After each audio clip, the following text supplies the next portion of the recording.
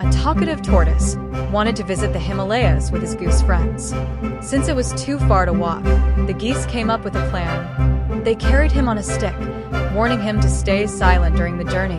The journey began, and the tortoise marveled at the sights as they flew high above rivers, forests, and villages. But when children mocked him, the tortoise opened his mouth to reply. Unable to hold back, the tortoise opened his mouth to answer back. And he fell to the ground with a thud.